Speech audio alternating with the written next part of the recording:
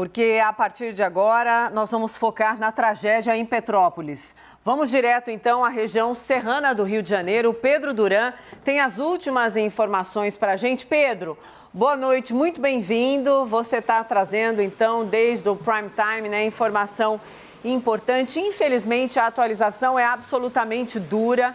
A última atualização dá conta de 80 mortos, gente, 8 crianças nessa contabilidade absolutamente difícil, mas necessária de se fazer. É uma busca muito difícil, muito dolorida, né, Pedro? E pior, não se sabe quantas pessoas ainda estariam soterradas. E então, minha pergunta para você, as buscas não param, né? Pois é, Mona Lisa, não param. Boa noite para você, para quem acompanha o Expresso CNN. Os bombeiros vão continuar 24 horas, vão atravessar a madrugada, tem equipamento de iluminação para isso, para fazer as buscas noturnas, na tentativa de encontrar pessoas em 44 pontos da cidade.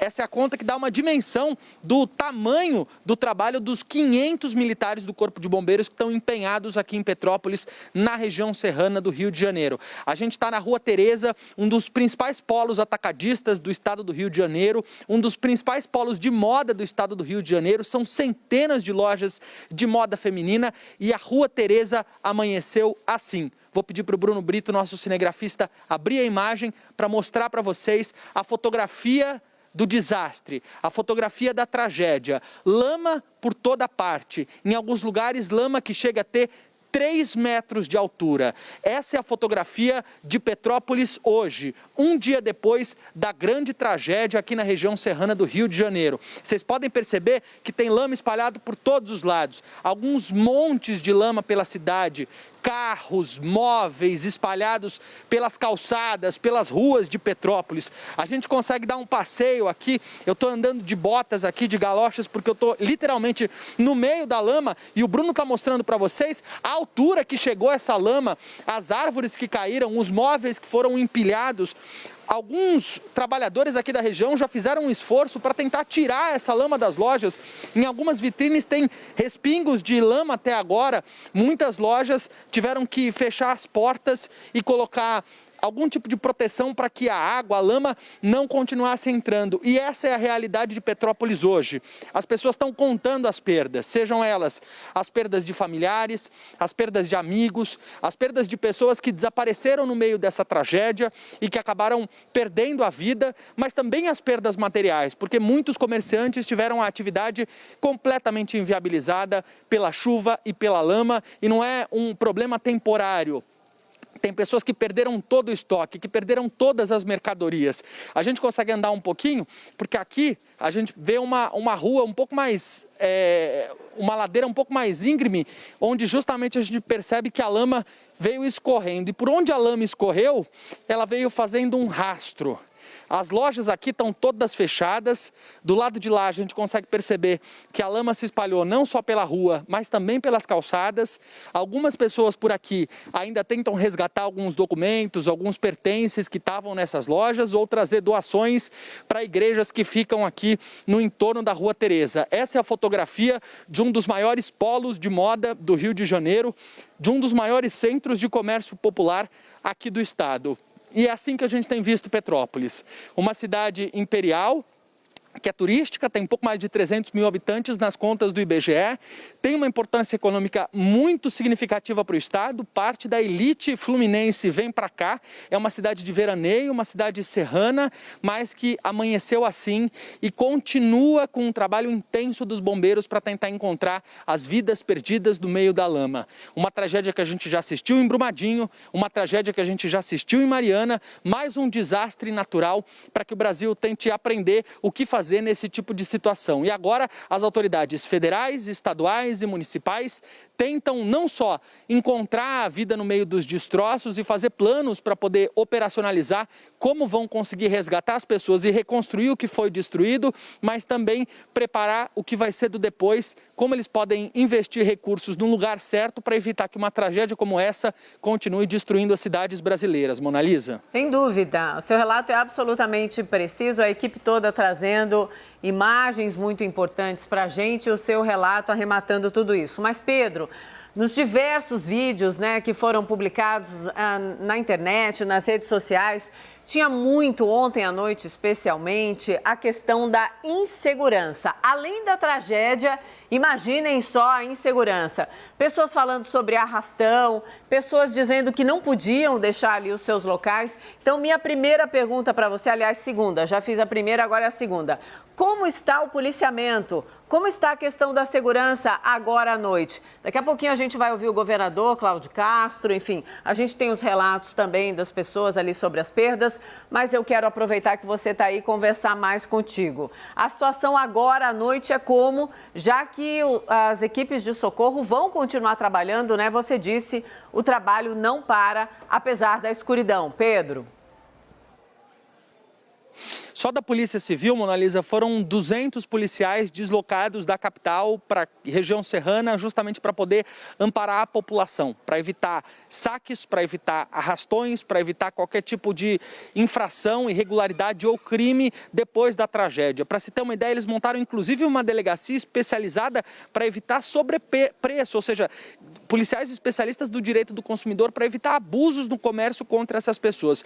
O subsecretário operacional da Polícia Civil, Ronaldo Oliveira, me garantiu que não tinha nenhum registro oficial para eles de um arrastão ou de um saque que tivesse trazido problema para a cidade. O que os moradores dizem em grupos de WhatsApp e também pela cidade é que estão com medo. Tem muitos postes de luz que foram derrubados e a Polícia Militar, a Polícia Civil, muito embora esteja circulando o tempo todo pela cidade, a gente está passeando por Petrópolis e consegue encontrar viaturas por todo canto, eles estão mais concentrados nos locais onde os bombeiros fazem as buscas, para poder proteger o trabalho dos bombeiros e também para poder assegurar que as forças de segurança do Estado vão continuar trabalhando ao longo da madrugada. É claro que há um relato de insegurança, é claro que há um relato de preocupação, mas, segundo a Polícia do Rio de Janeiro, vocês veem que tem mais uma viatura passando aqui do Corpo de Bombeiros, então é isso o tempo todo. Segundo a Polícia Civil do Rio de Janeiro, a situação nesse momento não é de criminalidade na cidade, não é de nenhum tipo de crime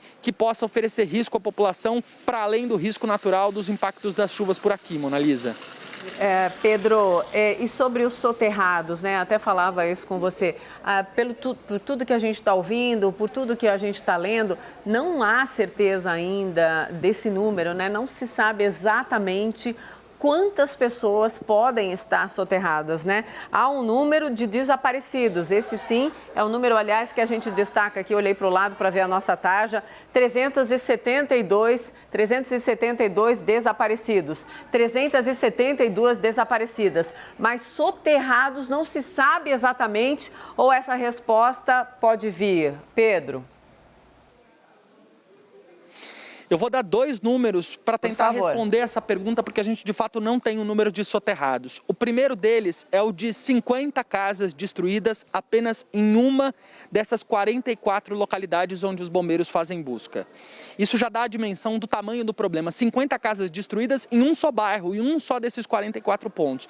Mas tem um outro número que também é bastante preocupante. 2 ônibus foram tomados pela água da chuva e pela lama e fizeram com que os bombeiros tivessem que fazer de tudo para resgatar as pessoas que estavam ali, mas ainda há dificuldades de encontrar pessoas. Então, esses 2 números dão a dimensão do tamanho do problema. A gente não tem um número de pessoas soterradas, não tem de fato uma lista fidedigna de pessoas desaparecidas, porque essa lista não foi unificada pelo Corpo de Bombeiros. O comandante do Corpo de Bombeiros me disse que está tentando fazer isso, está tentando unificar essa lista de desaparecidos, porque às vezes a família vai em um abrigo, não encontra aquele familiar, aquele parente, mas ele pode estar em um outro abrigo. E aí, justamente por isso, eles estão tentando fazer com a Polícia Civil uma unificação da lista. É um problema muito semelhante como aquele que a gente viu na tragédia de Brumadinho. Lá, eles demoraram 3 dias para poder estabelecer uma lista, não só a companhia responsável pela mineração, mas também o Corpo de Bombeiros, para descobrir quantas pessoas de fato estavam desaparecidas e aí ter um cálculo, uma dimensão mais exata do tamanho da tragédia. Aqui,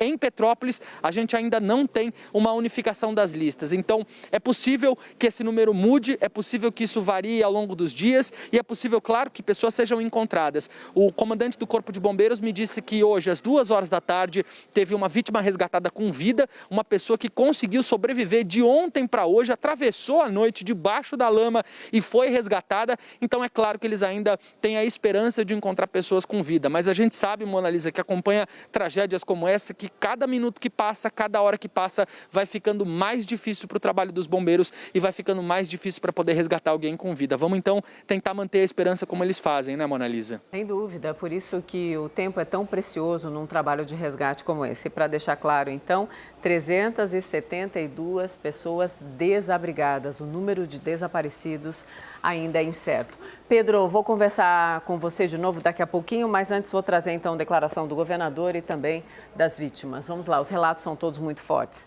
Começar pela declaração do governador, porque o governador do Rio, Cláudio Castro, disse que as fortes chuvas que atingiram a região de Petrópolis ontem eram imprevisíveis e que encontrou um verdadeiro cenário de guerra ao chegar no município da região serrana. Vamos ver o que ele disse. Fomos todos pegos de surpresa com a maior chuva desde 1932. Nunca houve uma chuva tão forte como em 1932, ou seja, uma chuva totalmente imprevisível. Não dava para fazer uma previsão de uma chuva como essa. Então, chover nessa época do ano é algo natural, mas uma chuva dessas é algo que desde 1932 não era registrado. Os que não estavam ontem aqui, era um cenário de guerra. É só vocês olharem algumas paredes e verem até onde a água chegou. Naquela rua que vai dar na prefeitura ali, era uma cena incrível. Nós vimos um carro pendurado no poste. Uma coisa que eu particularmente nunca tinha visto na vida, uma cena daquela. Era realmente uma cena terrível. O engarrafamento é terrível que dificultou a vida tanto da Defesa Civil Municipal quanto do Corpo de Bombeiros e da Defesa Civil Estadual de estar chegando nos locais.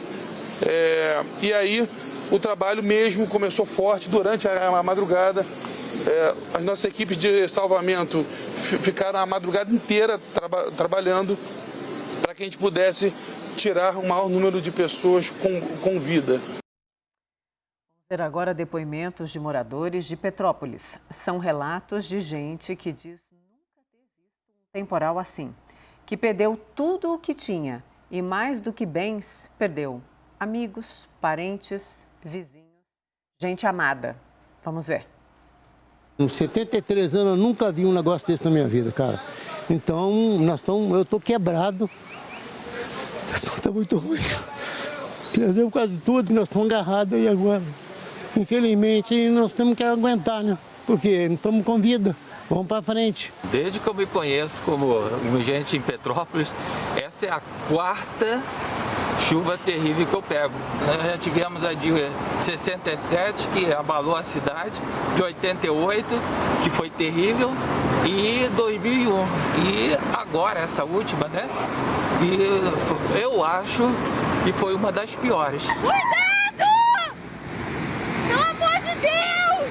Teve gente dentro do carro pedindo socorro e a água levando.